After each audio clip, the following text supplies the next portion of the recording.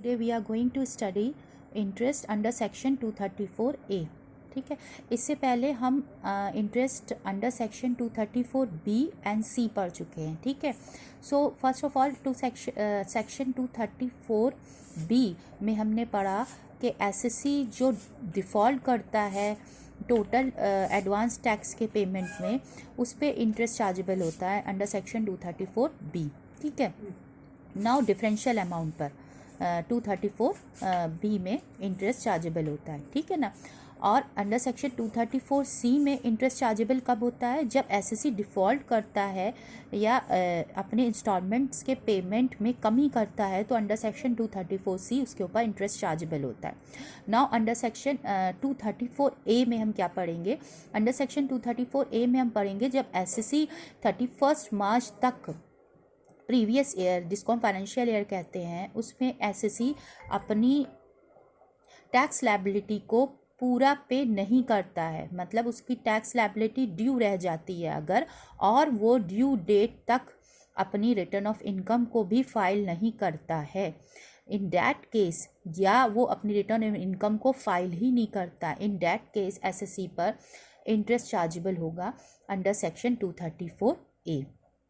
ठीक है, so interest for default in furnishing of return of income, ये आ गया हमारा सेक्शन 234A सब सेक्शन 1 के तहत. ठीक है, interest for default in furnishing of return of income. ठीक है, तो हमने यहाँ पे देखा कि ये जो हमारे section 234A then B then C जो है, ये कैसे सबसे पहले जो इंटरेस्ट लगता है वो लगता है 234C में. ठीक है, इंस्टॉलमेंट वाइज जो डिफ़ॉल्ट होता है या कमी होती है एडवांस टैक्स के पेमेंट में, उसके ऊपर इंटरेस्ट चार्जेबल होता है. सेकेंड, 234B में जो टोटल एडवांस टैक्स को पे करने में जो डिफरेंशियल अमाउंट पे एसएससी डिफ़ॉल्ट करता है, टोटल पेमेंट में कमी करता है एडवांस टैक्स की, तो वो हो जाता है हमारा उस पर इंटरेस्ट चार्जेबल होता है अंडर सेक्शन 234B. तो पहले C लगता है, फिर B लगता है और फिर A लगता है. तो यहाँ पे हम डिसेंडिंग ऑर्डर में आते हैं. ठीक है ना. पहले सेक्शन 234B का इंटरेस्ट लगता है, पहले सेक्शन 234C का इंटरेस्ट लगता है, फिर 234B का लगता है, फिर 234A का लगता है. ठीक है, तो यहाँ पे ये कब लगता है? जब मैंने बताया 31 मार्च तक एसएससी ने अपनी टैक्स लायबिलिटी को पूरा नहीं किया.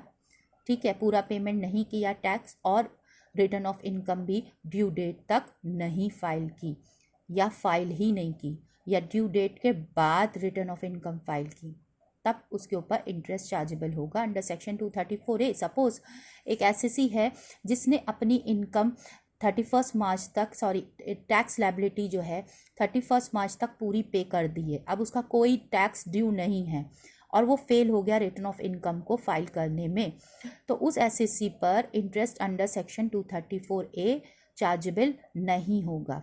ठीक है ना. किस पर होगा? जिसकी टैक्स लायबिलिटी ड्यू है 31 मार्च के बाद और उसने रिटर्न ऑफ इनकम को अपना फाइल नहीं किया या ड्यू डेट के बाद फाइल किया. ठीक है, तो ड्यू डेट्स क्या हैं रिटर्न ऑफ इनकम को फाइल करने की? डेट इज़ 31 जुलाई. ठीक है, सेकेंड 30 सितंबर एंड देन 30 नवंबर. ये 3 डेट्स हैं, ड्यू डेट्स हैं रिटर्न ऑफ इनकम को फाइल करने की. ठीक है, दीज 3 आर ड्यू डेट्स. ठीक है, और इसमें हमारा आ गया एक केस, ये आ गया कि ड्यू डेट जो हमारी थी 31 जुलाई, इसके बाद रिटर्न ऑफ इनकम को फाइल किया. देन 30 सितंबर थी, इसके बाद फाइल किया. देन 30 नवंबर थी, इसके बाद फाइल किया. तो इन डैट केस उसके ऊपर इंटरेस्ट चार्जेबल होगा अंडर सेक्शन 234A अगर उसकी टैक्स लायबिलिटी ड्यू है. ठीक है, then return of income furnish नहीं की, मतलब फाइल ही नहीं किया, ड्यू डेट के बाद भी नहीं की फाइल, तो उस पर भी इन दोनों केसों में रेट ऑफ इंटरेस्ट एप्लीकेबल है, वो भी 1% रेट से फॉर एवरी मंथ और पार्ट ऑफ अ मंथ. ठीक है, एक महीने का 1% सिंपल इंटरेस्ट. अगर कुछ पार्ट ऑफ मंथ भी हो गए हैं, 2-3 दिन भी हो गए हैं, तो उसको भी पूरा 1 मंथ लिया जाएगा फॉर इंटरेस्ट कैलकुलेशन. ठीक है, सो फर्स्ट ऑफ ऑल हम ये देखें कि रिटर्न ऑफ इनकम फाइल करना किन किन एसएससी के लिए ज़रूरी है. ठीक है, नाउ सेक्शन 139 सब सेक्शन 1 में हम पढ़ेंगे filing of income tax return. ठीक है, किन किन पर्सन्स के लिए इनकम टैक्स रिटर्न को फाइल करना ज़रूरी है, ठीक है, और किसके लिए ज़रूरी नहीं है। एवरी कंपनी, ठीक है, या पार्टनरशिप फर्म, कंपनी और पार्टनरशिप फर्म के लिए रिटर्न ऑफ इनकम को फाइल करना ज़रूरी है, कंपलसरी है। वाई? अगर इनको इनकम होती है, प्रॉफिट होता है या लॉस होता है, नो मैटर, इनको अपनी रिटर्न ऑफ इनकम फाइल करना ज़रूरी है, चाहे इनको प्रॉफिट हो चाहे लॉस हो। किसे? कंपनी को, पार्टनरशिप फर्म को। Apart from that any other person है, जैसे इंडिविजुअल हैं, HUF है, एसोसिएशन ऑफ पर्सनस हैं, बॉडी ऑफ इंडिविजुअल्स हैं, तो इनके लिए रिटर्न ऑफ इनकम को फाइल करना ज़रूरी नहीं है। कब ज़रूरी है इनके लिए रिटर्न ऑफ इनकम को फाइल करना? जब इनकी ग्रॉस टोटल इनकम एक्सीड कर जाए एग्जेम्पशन लिमिट पे, ठीक है, जब ग्रॉस टोटल इनकम इनकी एक्सीड कर जाए एग्जेम्पशन लिमिट को, देन इनके लिए ज़रूरी हो जाता है कि ये individual, HUF and association of person and body of individuals अपनी रिटर्न ऑफ इनकम को फाइल करें, ठीक है ना। यहाँ पे हम देखें कि ग्रॉस टोटल इनकम है 2,55,000, ठीक है, और इनका जो डिडक्शंस दिया अंडर सेक्शन 80C वो दिया 60,000 का, तो टोटल इनकम यहाँ पे आ गई 1,95,000, ठीक है। यहाँ पे टैक्स पेबल क्या हो गया? निल, मतलब यहाँ पे अब इसका कोई टैक्स नहीं है पेबल, ठीक है। इन डैट केस जो मिस्टर एक्स हैं, इनको अपनी रिटर्न ऑफ इनकम फाइल करना ज़रूरी है।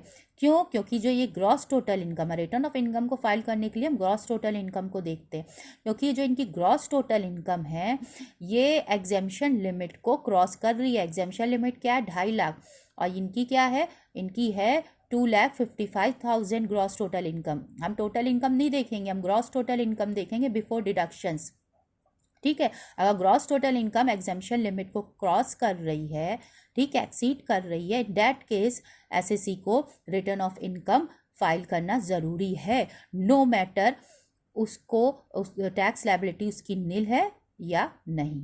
टैक्स लायबिलिटी नील है, फिर भी इनको रिटर्न ऑफ इनकम फाइल करना है, क्योंकि इनकी gross total income exemption limit को एक्सीड कर रही है, ठीक है, ओके। नाउ अभी हमने देखा कि कब इंटरेस्ट चार्जेबल होता है, ठीक है, आफ्टर ड्यू डेट, अगर रिटर्न ऑफ इनकम को फाइल किया है या फाइल ही नहीं किया है। इन दो केस में SSC के ऊपर इंटरेस्ट चार्जेबल है अंडर सेक्शन 234A। कितने अमाउंट पर चार्जेबल होगा? फर्स्ट, पहली बात तो ये हो गई, SSC ने खुद सेल्फ असेसमेंट करके अपनी टैक्स लायबिलिटी को निकाला और पे किया।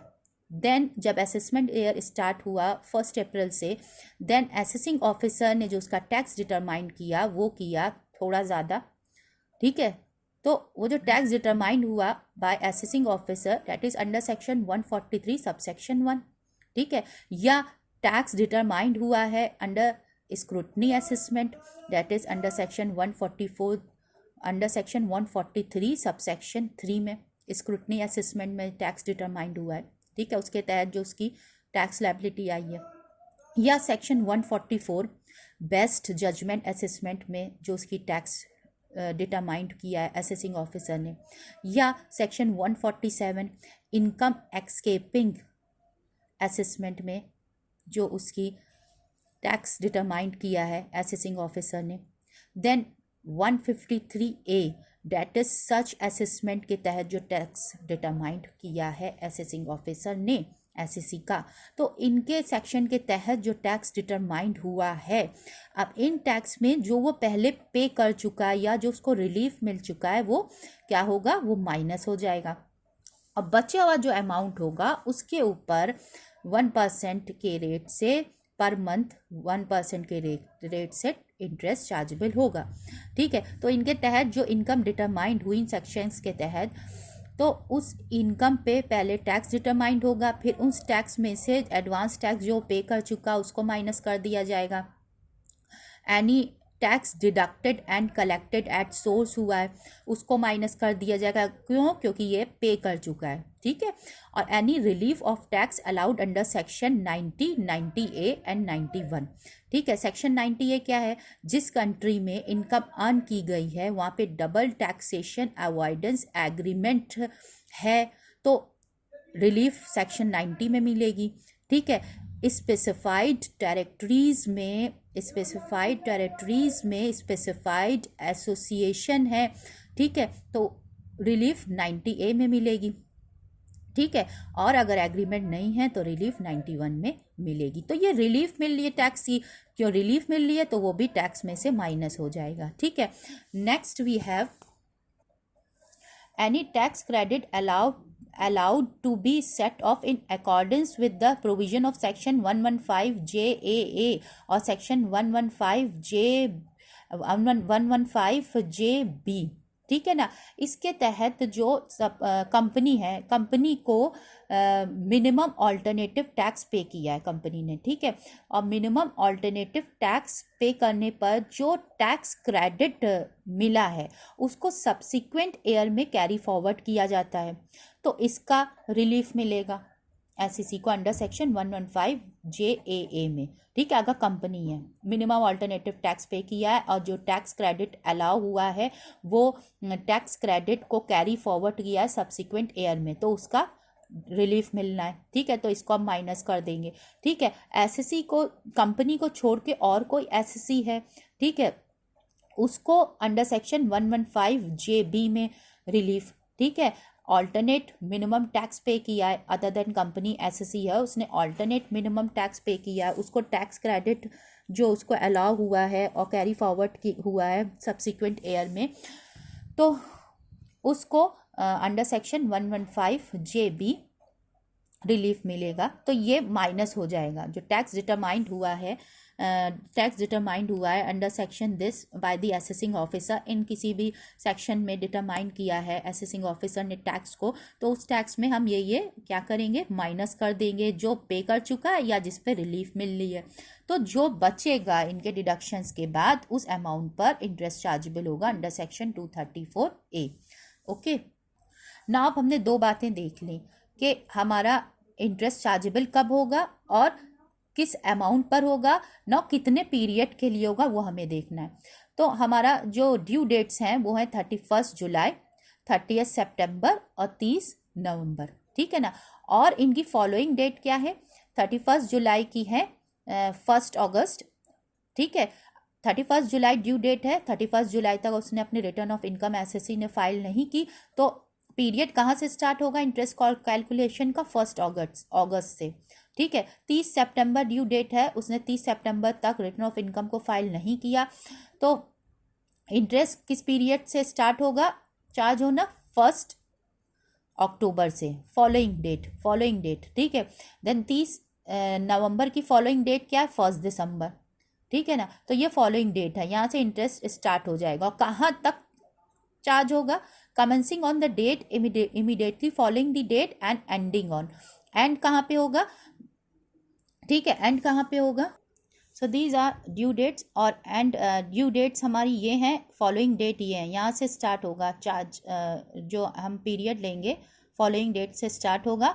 और where return of income is furnish, जब रिटर्न ऑफ इनकम फर्निश हुई, दो सूरतें होंगी, या रिटर्न ऑफ इनकम उसने फर्निश की है ड्यू डेट के बाद, या उसने रिटर्न ऑफ इनकम को फर्निश ही नहीं किया है, फाइल ही नहीं किया है, ठीक है ना। तो फॉलोइंग डेट से कब तक का, जब उसने रिटर्न ऑफ इनकम को फर्निश किया है, इस टाइम पीरियड पर इंटरेस्ट चार्ज होगा, ठीक है। Second, when return of income is not furnish, तो फॉलोइंग डेट से कौन सी डेट आएगी, डेट आएगी, एंड डेट क्या होगी, date of completion of the assessment under section 144 और 147 और 153A, ठीक है। फॉलोइंग डेट ये होगी जब रिटर्न ऑफ इनकम को फर्निश नहीं किया है, तो फॉलोइंग डेट क्या होगी ये, और एंड डेट क्या होगी कब तक का, जब असेसमेंट जो है होए, जब कंप्लीशन हो, जब असेसमेंट का कंप्लीशन जिस डेट को हो रहा है, date of completion of assessment उस डेट तक, ठीक है। अब हम यहाँ पे एक एग्जाम्पल देखें, ड्यू डेट है 31 जुलाई 2019,